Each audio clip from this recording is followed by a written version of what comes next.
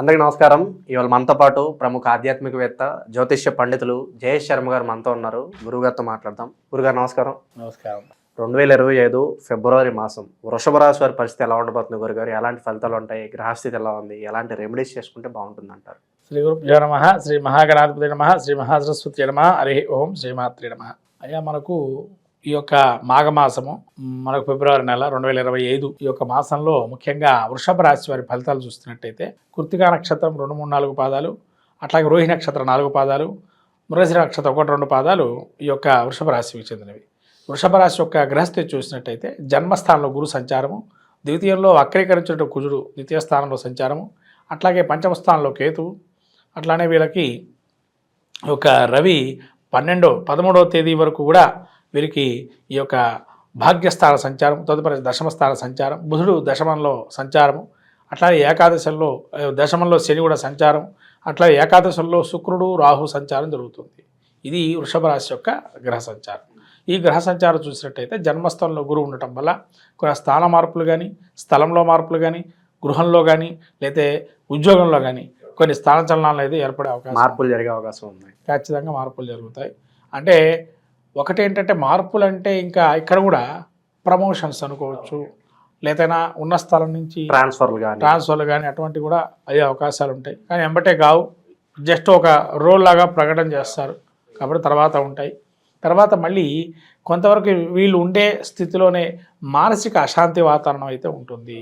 అంటే ఎక్కడ ఏది ఉండదు, కానీ మానసికంగా టెన్షన్ పడుతూ ఉంటాయి, మనశ్శాంతి ఉండదు అంటారు.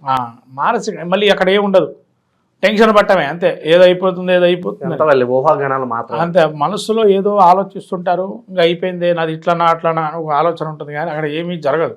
మానసిక చింతన అనేది మాత్రం ఉంది. కాబట్టి ఈ మానసిక స్థైర్యాన్ని కోల్పోకుండా ఉండడం అనేది మంచిది. తర్వాత వస్తు నాశనం, ఏదైనా వస్తువులు ఇంట్లో గృహోపకరణాలు కానీ కొంత ఇబ్బందులు పడతాం వాటితో పాటు, లేకపోతేనే కొత్త వస్తువులు కొనుక్కుందామా అని ఒక ముందరకి వెళ్ళటం, మళ్ళీ డబ్బులు లేవని అయ్యో దీనికి పెడితే మళ్ళీ ఏమవుతుందనో ఒక భయం అనేది మనసులో ఏర్పడుతూ ఉంటుంది. ఇది గురువు యొక్క స్థితి. ద్వితీయ స్థానంలో కుజుడు వక్రీకరించున్నాడు కాబట్టి కుటుంబంలో కలహాలు ఏవైతే ఉంటాయో వాటికి సమస్య పరిష్కారానికి కొంత వచ్చే అవకాశం ఉంటుంది. కుటుంబంలో ఒకళ్ళకి అనారోగ్యం వచ్చే అవకాశం ఉంటుంది. అట్లానే ధనము చేతికి వస్తుందనేది కొంత ఆగిపోవటము, రావాల్సిన టైంకి రాకపోవడము, ఇలాంటి ఆగిపోవటము, లేకపోతే వీళ్ళు ఇంట్లో ఉంటూనే ఏదో కింద పడిపోవటము, చిన్నగా దెబ్బలు తగలటం అనేది అవకాశం ఉంది. పంచమంలో కేతు వల్ల కొంతవరకు సత్కీర్తి, ఏదైతే మంచి కీర్తివంతులై ఉన్నవాడు ఎవరైతే ఉంటారో వాళ్ళకు కించెత్తు కొంతవరకు ఇబ్బంది కలిగే అవకాశం ఉంటుంది. తర్వాత కథా కాలక్షేపాలు కానీ, రాజ్య సన్మానం, రాజ్య ప్రభుత్వ యోగ సన్మానం ఏదైతే ఉందో ఆ సన్మానం అయ్యే అవకాశం ఉంది. రాజుల వచ్చే సత్కారం అయితే ఉంటుంది. అట్లానే ఈ కేతు పంచమ స్థానంలో వల్ల సంతానం గురించి ఎవరైతే ఆలోచిస్తున్నారో వృషభరాశి వారు వాళ్ళ సంతానానికి కొంతవరకు ముందుకు వెళ్ళే అవకాశం ఉంటుంది.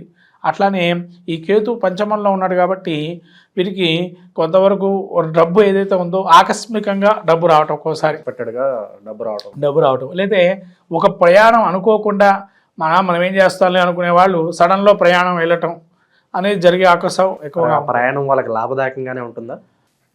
అంటే వీళ్ళు లాభదాయకంగా ఉంటుందా అంటే ఇక్కడ ఖచ్చితంగా వీళ్ళు ప్రయాణాలు చేసేవి కూడా ఎట్లా ఉంటాయంటే తీర్థయాత్రలే ప్రయాణాలు చేస్తారు. ఎందుకంటే మానసిక అశాంతి ఉంటుంది కదా, అబ్బా పలానా క్షేత్రం పోయేద్దాం అప్పుడన్నా బాగుంటుందేమో, లేదా పలానా ఇంటికి పోయేద్దాం బాగుంటుందేమో అంటే లాభదాయకంగా అయితే ఖచ్చితంగా ఉంటుంది, దానిలో ఎటువంటి సందేహం లేదు.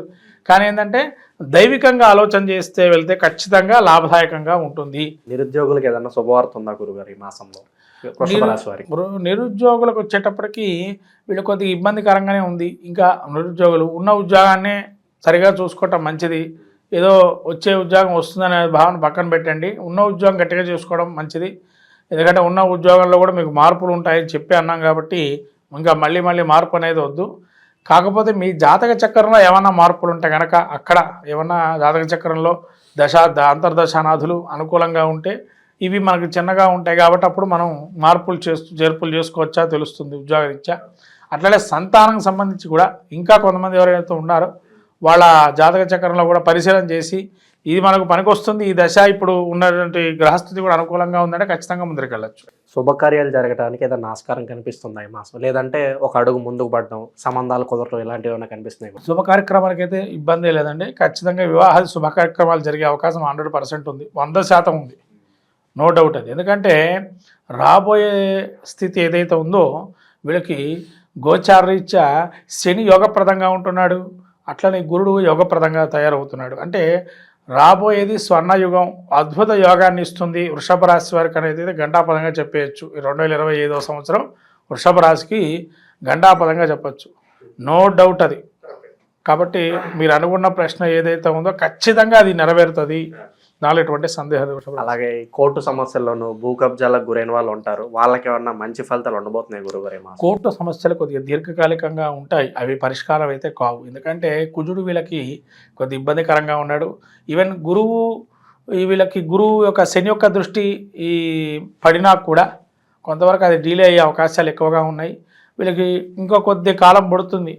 కాబట్టి ఈ ఎంబటే దానికి డెసిషన్ అనేది అయితే రాదు. వృషభ రాశి వారికి కోర్టు వివాదాలని పరిష్కారం అయితే కావు, ఇంకా కొద్దిగా డీలేనెస్ అనేది కనబడుతుంది. గురుగారు, వృషభ రాశి వారికి మరి ఏదన్నా పరిహారాలు ఏదో ఉంటే తెలియజేయండి మాసంలో వాళ్ళకి ఇంకా మంచి ఫలితాలు పొందడానికి. అయితే వృషభ రాశికి ఇప్పుడు ఇంకోటి ఏంటంటే, ఇక్కడ బుధుడు ఏదైతే ఉన్నాడో బుధుడు వీళ్ళకి ఇంకా 10వ స్థానంలో ఉన్నాడు.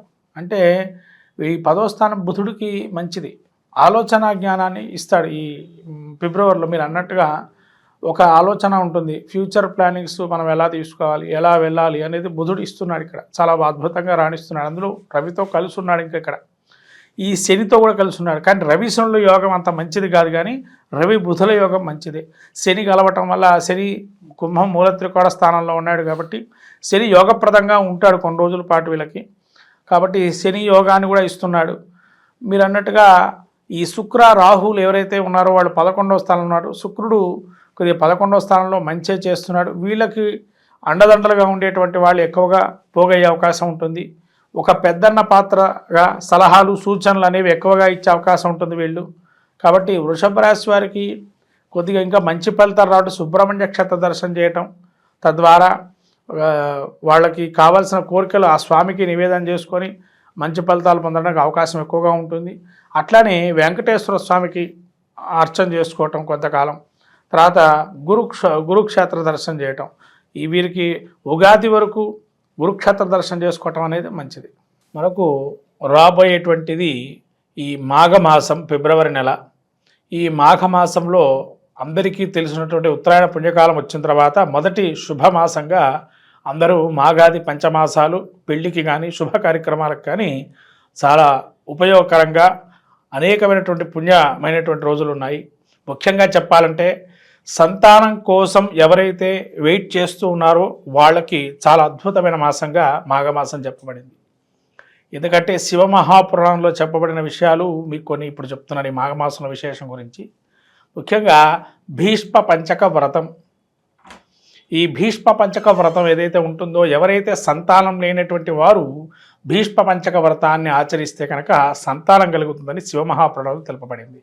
అట్లానే మనకు పుత్రదా చతుర్థి అని చెప్పి ఒకానొక చతుర్థి తిథి కూడా ఈ యొక్క సమయంలో వస్తుంది. అంటే సంతానం అటువంటిది ఎవరికైతే చాలా ఇబ్బందులు పడుతూ అనేకమైనటువంటి వైద్యంలో కూడా సంప్రదిస్తూ ఉండేటువంటి వారికి ఈ యొక్క మాసం మీరు ఏదైతే అనుకుంటున్నారో ఆ సంతానవంతులు కావాలనుకునేటువంటి వారు ఈ భీష్మ పంచక వ్రతాన్ని ఆచరించడం ద్వారా ఖచ్చితంగా కలుగుతుంది. అలానే మనకు పితృ సంబంధమైనటువంటి ఏదైతే మనకు పితృశాపాలను అంటామో ఇటువంటివన్నీ కూడా మనకు ఈ మాఘమాసం పౌర్ణిమ మహామాఘి అని కూడా అంటారు. కాబట్టి ఈ మహామాఘి ఏదైతే ఉందో ఈ మాఘమాసంలో వచ్చేటువంటి పౌర్ణమి రోజున ఎవరైతే ఉపవాసం చేసి లలితా సహస్రనామ పారాయణం చేసుకొని నవనీతాన్ని కానీ పాయసాన్ని కానీ చంద్రుడికి సమర్పించి అమ్మవారికి ఉపవాసం ఉన్నట్లయితే ఖచ్చితంగా ఆ విధంగా మనకు ఉత్తర పీఠిక, లలితా సహస్రనామాలు ఉత్తర పీఠికలో ఉంది. ఆ ఉత్తర పీఠిక మీరు చదువుకున్నట్లయితే ఖచ్చితంగా ఎన్ని సంవత్సరాలు కానీ ఎన్ని నెలలు చేస్తే ఈ ఫలితం వస్తుందో కూడా చెప్పబడింది. అలా శ్రీచక్రార్చన ఇవన్నీ కూడా ప్రాముఖ్యంగా మాఘమాసం చాలా విశేషమైనటువంటిది. అట్లాగే మీకు ఈ భీష్మ ఏకాదశి అని, అట్లానే మనకు మహామాఘి అని, మహాశివరాత్రి, ఇలా పర్వదినాలన్నీ కూడా ఈ మాఘమాసంలో వస్తాయి. కాబట్టి ఈ 12 రాసులు వాళ్ళందరూ కూడా ఈ మాఘమాసంలో కూడా అనేక పుణ్య కార్యక్రమాలు నెరవేర్చుకొని అందులో మాఘ స్నానం అంటారు. ముఖ్యంగా మనకు మాఘ పురాణం కూడా ఉంది. అంటే పద్మపురాణం అంతర్గతంగా ఈ యొక్క మాఘ పురాణం కూడా ఉంటుంది. అంటే పద్మపురాణంలో ఎవరైతే విష్ణుమూర్తిని ఎక్కువగా వైశాఖ మాసంలో కానీ అట్లానే మనకు కార్తీక మాసంలో కానీ ఇట్లా మాఘమాసంలో కానీ ఈ పురాణాలు మన అందులోంచి తీసుకోబడింది. ఈ స్కాంద పురాణంలో కొంత, అట్లానే పురాణం మరి పద్మ పురాణంలో కొంత ఆ భాగాలు తీసుకొని ఈ పురాణాలు ఏర్పడినాయి. కాబట్టి ఈ మాఘ పురాణం కూడా మనకు స్నానాల గురించి తెలుపబడింది విశేషంగా. కాబట్టి ఎవరికైతే అవకాశం ఉంటుందో సముద్ర స్నానం అనేది చాలా విశేషము.